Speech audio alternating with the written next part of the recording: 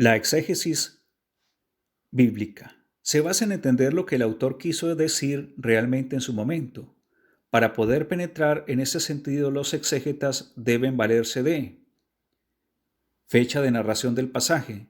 Indica la cronología que narra el texto. Por ejemplo, el nacimiento de Cristo ocurre durante el reinado de Augusto. Isaías profetiza el nacimiento de Cristo durante el reinado de Ahaz en Judá. Fecha de redacción del pasaje corresponde a la época en que se escribió el texto. Por ejemplo, la creación del mundo en 6 días corresponde al siglo V a.C., el Apocalipsis durante las primeras persecuciones romanas. Historia del autor corresponde a quien escribió el libro, su lugar de nacimiento, su clase social, su visión. Por ejemplo, Mateo le escribe a los judíos para mostrar a Jesús como Mesías.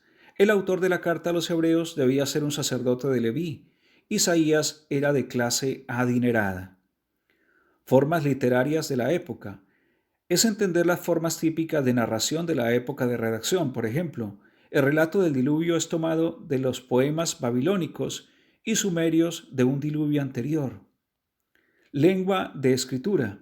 Conviene estudiar el idioma original del texto, ya que hay palabras que en español pierden parte del sentido original. Por ejemplo, en la Anunciación, el ángel le dice a María, llena de gracia. Esta palabra en su original encierra un sentido mucho más profundo que simple gracia.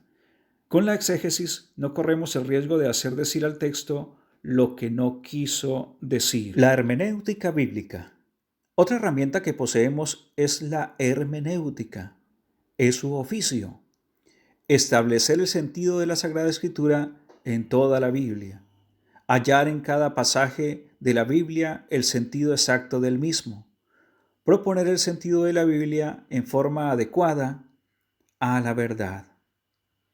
En la hermenéutica debemos tener a Cristo como mensaje central de la Biblia.